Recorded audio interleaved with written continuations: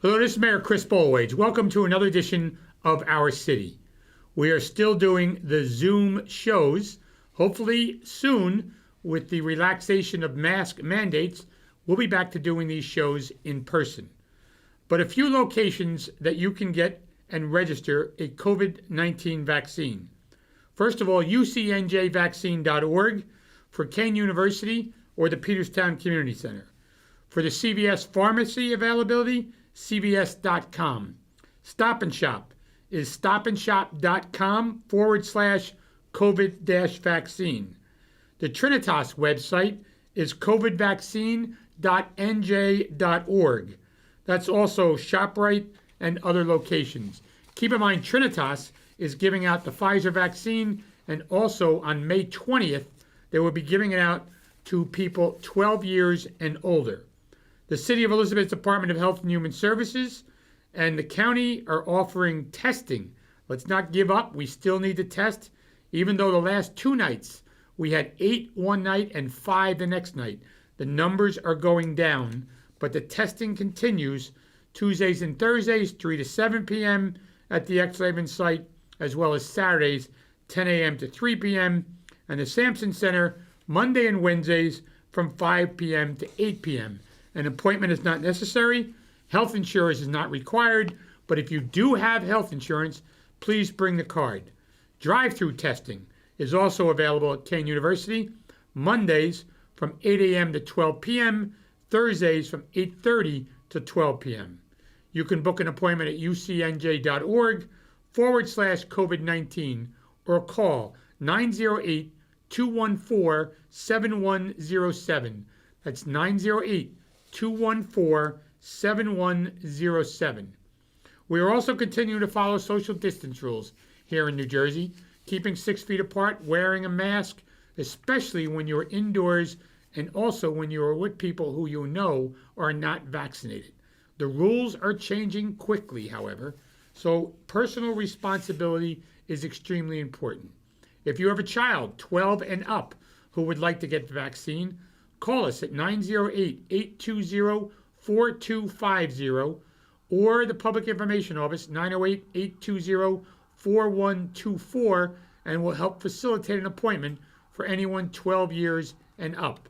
That's 908-820-4250 or 908-820-4124, our Public Information Office. Or you can reach us on any of our social media accounts and we'll answer as soon as possible. Now, for tonight's show, I'm pleased to be joined by the Director of the Recreation Department, who is clearly, during this pandemic, has had to juggle a lot of things in a lot of different ways, and then also attempting to maintain recreation for people through Zoom, through other social media outlets, and he's done a great job. I'd like to welcome Stan Neron, our Recreation Director. Director, welcome to the show. Thank you, Mayor. It's good to see you again, and good to be on the show virtually now. I know. A little new, isn't it, Stan? Yes, pretty new. I like it. So, first of all, you're the director now for 42 years? No, how long are you the director now? That was the guy before me. I have been now the Director of Recreation. It's hard to believe it's been 2 years. And, we missed a year with COVID for us to really fully do what recreation does, but nonetheless, we made the very best of it. And it was a very interesting yet challenging year, but we got through it, and we're looking forward to a great future. So, Director, I guess when you started 2 years ago, you never envisioned that, if you remember last March of 2020, you and I had a conversation about locking down recreation sites, taking down the rims from basketball courts, taping off playgrounds. Who would ever thought we would arrive at such drastic measures? But yet you accomplished it and worked with the students to say, hey, we can't do this outdoor recreation anymore, at least for now. Yeah, it was a serious challenge, and in the midst of it, we had a lot of pending projects that were underway, such as the reopening of Miller Playground or Slavin Center. We had a lot of fun things that we were ready to launch, and then we had to put a pause. But nonetheless, I think the severity of the situation of the pandemic got pretty bad, to the point where, so many people that we know were impacted by, contracting COVID. I know I had gotten it and, went through a spell, but, nonetheless was able to make it through and was able to encourage people and keep them going. This was a time that not only were we had to minimize risk and be safe with ourselves, but we had to motivate others to get through this because, what happens to you and what I've been saying the whole time is there's a huge mental health impact that can take place when you're locked in, locked down, and then you don't know what the future has to bring. And I think one of the lessons that I got after I got it was to encourage others and just guide them through the process and keep people encouraged. And it wasn't, when people heard that you were positive, it was like you got the plague. And it wasn't the plague. It was really, this is how you get through it. And, you just got to hang in there and fight it out. And luckily I was able to do that. So, and your wife is a respiratory therapist and was dealing with this issue from the inside. She's one of the Shiros is the name that we, yeah, right. So I said to her, she should get the GI Bill. I said they were on the front line and they need to get some type of, they went to war. They were the first responders who were saving people or losing people every day. Not to any fault of theirs, but it was a situation that was unforeseen, uncharted territory, and she fought tirelessly every day. It took a major toll on her because it was a lot of depressing days. It was a lot of days of we got to keep fighting, and we're gonna win. So, and you told me that you have a young son. So the protocol, she came home, she would change clothes, correct, before she entered the house. Yeah, we wouldn't see her for about 45 minutes to an hour. She would go, change in the backyard or go down in the basement, shower in the other room, and then everything. We had a system where everything was already set up for her. So she had a routine, and before she ever came in contact with Noah, she was already cleaned and sanitized and ready to go. She took extreme precaution, and she's a neat freak, so she wants to make sure that everything is in order, and that everybody sanitizes and everybody takes their shoes off and all of that. So that's a blessing for me because therefore my home was safe. So. And she never had it. She never had any symptoms. So she had antibodies, but never had coronavirus. So we're assuming, like many people throughout the country, people had it and didn't even know. But she never had it, never was down sick at any point in time. But when she tested, she had antibodies. So that was a good thing. And then she, as a healthcare worker, she immediately got the vaccine when the vaccine was available. And she got both her shots and, had a few side effects, but was able to get through that as well. So your story is much like every story in America these days, which is one of challenge. And also in your job as a challenge, last year, we had to decide whether to open up the pools. Based on the governor's orders and the governor's instructions, we talked about it and the cleanliness and the cleaning that you put in place. So while we were able to open up the pools, we had no infections in the pools last year, which is remarkable. Tell us about the effort you put in to maintain the opening of the pools last year compared to what it was pre-pandemic. Well, man, I got to be honest with you. If there's ever been a challenge in my career in government, this was it. I had plenty sleepless nights, and I know me and you talked about it, and I probably didn't tell you about my sleepless nights, but I was really, I had a lot of anxiety thinking about opening up pools because I was wondering what would happen if a spread took place? What would happen if kids got sick? What would happen if parents got sick? And you just, as a school board commissioner, I took it to heart and it really took it personal. And I was very apprehensive about opening up pools. But when we talked about the plan, I went to the Conference of Mayors and got consultation from the New Jersey Department of Health, our local health department, talked to Mark Calicchio time and time again, night in, night out, and our health director, as well as you and our business administrator. And we decided we were going to put in some strict protocols. If we were going to do this, it was going to be very difficult to go swimming. It was going to be very difficult to use the spray parks. And when I say difficult, people just had to really follow rules and regulations because our key thing was keeping people safe. When I first became director of recreation, I know we had this conversation about what was your vision, right? And you said, I don't have a vision. We're hiring you guys like you to come up with a vision. And one of the things that we came up with, we truly believe recreation saves lives. And that's our hashtag, recreation saves lives. So the last thing we wanted was for anybody to get the virus by using one of our facilities. So we put some pretty strict protocols in place. And I have to say that we were successful. We had 0 incidents. We had a phenomenal staff, just great support from everybody, throughout the city. But more importantly, the residents of the city were they adhered to all the rules, and they really wanted to enjoy the parks. They really wanted to enjoy the spray parks and the pool, and everything went without a hitch. And it was a successful pool season and spray park season and summer season for the most part, because, because of the pandemic, the parks were essential in people being able to go out and get a breath of fresh air, release or relax, and just deal with a lot of the stresses that they were dealing with. So moving off the pools, you remember when we taped off the playgrounds and the kids' playgrounds and took down rims on basketball courts? They're all back up now, though. We made that decision to put them back up last fall. Interesting choices. Another very difficult decision, less difficult, but it hurt you, I remember, a great deal by having to take down the rims, because you're very passionate about young people being able to have an outlet to play and play ball and do all these wonderful things.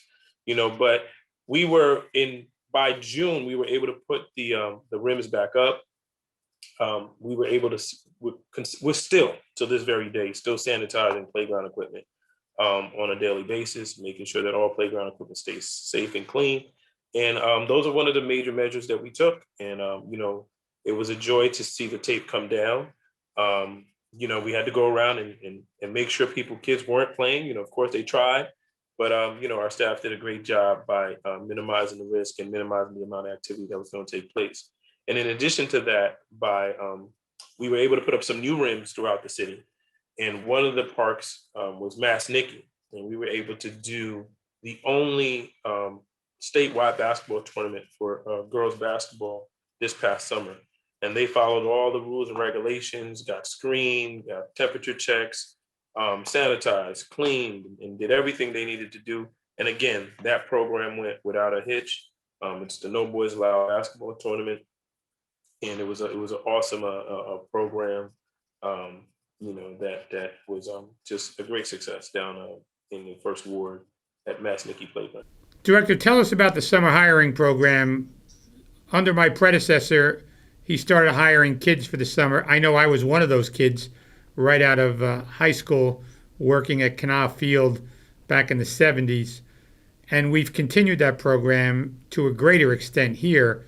But last year, we had no one hired. And this year, we're actually going to cut it down in order to protect anyone from COVID-19 in any of the offices. So tell us about the summer hiring program and what we hope to achieve. Sure. So the summer hiring program is a program that really, creates the first job opportunity for a lot of young people. You're able to start work here at the age of 16. You get an opportunity to work at summer day camps, do our summer lunch program. We have a summer arts program that we hire young people for where they do film and they do plays. We also have a new program where we're going to be doing gardening, and we're going to be working at the different parks throughout our city to do beautification, where everybody will be socially distanced. And we also try to create opportunities for young people to work in a profession that they may be interested in government. And we have limited positions available where they're able to work in various offices. And again, everything will be socially distanced. Some programs will be virtual, some programs will be in person, but nonetheless, they'll get professional experience and be able to, gain some valuable life experience from the summer employment program.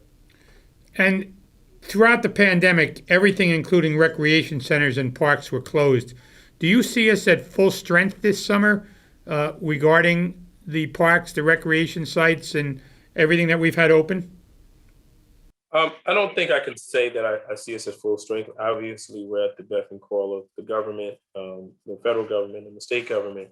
who are ready to open, but I think we believe that we still need to take measures to minimize risk. I think by the time we get to September, we may be there. Just like with schools, we're at a certain percentage at this point. We somewhat opened up schools, and just like we'll do the centers, we're going to make sure that um, folks stay socially distanced. We're still going to do temperature checks. We're still going to require masks. We're still going to require that you clean your hands. And we're going to have the staff that's going to be vigilant in making sure that everyone is safe. That's the most important thing. Again, recreation saves lives, and that's what we got to make sure that we do. Um, One thing that I will say that will come back full swing will be our virtual program. We're going to expand that and make sure that more kids can participate in our virtual summer program, where they get an opportunity to um, do creative writing, poetry, vocal lessons. They learn guitar, drumming, African dance, breakdance, and DJing. They're able to do studio engineering.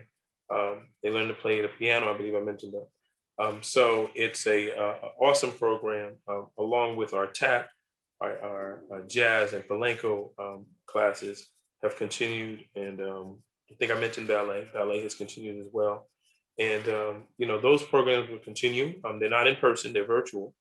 But what the beauty in this is more kids have been able to participate because it's virtual.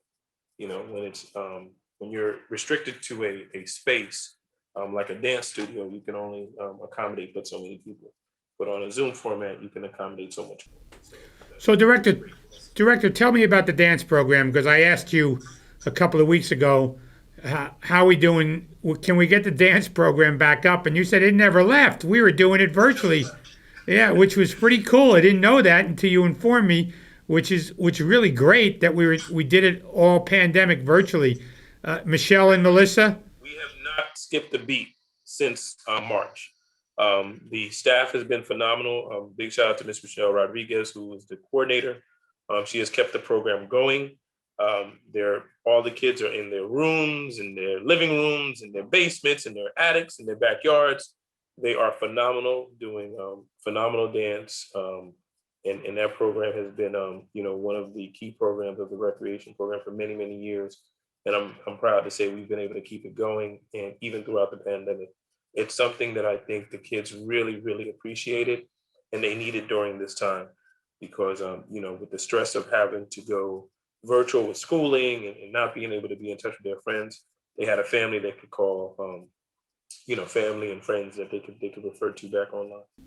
So, director, during the pandemic, we cut the ribbon on the new playground at Court Street after a couple of years of innovation and cleaning it up. Great playground. It came out really well. Is it getting any use now? And what do you see happening there now that we've got it open? Oh, it was one of the most populated playgrounds this past summer. Not only is it a great playground, but it's an award-winning playground. We will be receiving an award from the New Jersey Recreation um, and Parks Association for great design. So the city of Elizabeth is being recognized, and myself and yourself, Mayor, will be able to receive a great award on behalf of the city. And thanks to our consultant who was able to design and do the project management behind the entire project, Suburban Consultants. That park has also is going to be an award-winning park, but it's gotten great usage. It has a wonderful spray park apparatus, a vision that Councilman Goldman and our former director had, former Director Paul Odessa and his entire team. And I was able to come in and cross the T's and dot the I's and finish the project. So thank you to all of them for making it possible. And it's Mayor, the neighborhood is so happy. The community engagement, we were able to hire people right from the community that really take ownership of that park. And it's a place that everyone calls home in that neighborhood. And people travel throughout the city to come there because it's a shining star. So, director, tell me about, is there basketball courts and volleyball courts there as well? You got basketball, volleyball, workout apparatus. You have a walking path. You have a gazebo. You have a playground that's dedicated to the airport. So when kids play in the playground, they get the chance to learn about aeronautics. They get a chance to learn about the airport. You have wonderful swings where adults and their kids can swing on the same swing, or kids, you have baby swings. It's just a beautiful place, and it has a great landscape, and it's just a beacon of light in the. So, Director, let's switch gears a little bit. You're also a commissioner on the Elizabeth Board of Education. And Yes, sir. frankly, as an outsider and someone who's worked with the superintendent, you've done a remarkable job on getting the schools open. I've toured some of the schools over the last 2 weeks, gone into the classrooms, saw the kids with masks on.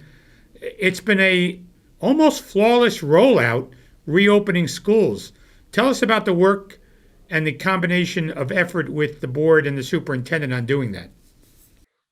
Well, it hasn't been easy. It's obviously as the rest of the world, right? They've all gone through their challenges and pitfalls and the uncertain future. Since March, I believe we dropped everything and all we talked about was coronavirus, what to do, what to do, what to do. It's coronavirus and virtual learning, coronavirus, virtual learning, getting screened, getting vaccines, so forth and so on.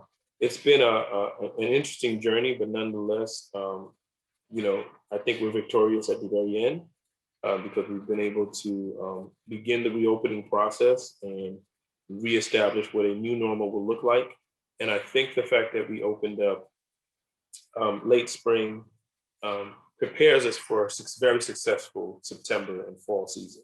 And I think that is the lesson that we can get out of all of this. Let's work out all the kinks now so that come September, we land smoothly. And so far, there hasn't been a whole lot of kinks. We have been doing pretty good. And, there's always going to be challenges. You're never going to make everybody happy, but we're doing our darndest to do so. And most important thing that we have in mind is really keeping our eyes on the prize, which is the education of our young people here in the community, making sure that they don't skip a beat in getting their education. Last summer, we were able to give all our graduating seniors a real graduation where they were able to show up for a physical graduation. Early on, we didn't know that would happen. We're able to do that again this year.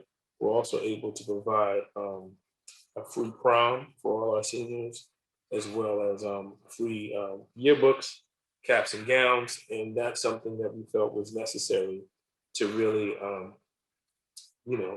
make it a memorable moment for them because they've lost so much. They've lost so much time together, the fellowship that they would have had, the time in the classrooms. And, I think that's the least we could have done is to provide them with these going away gifts.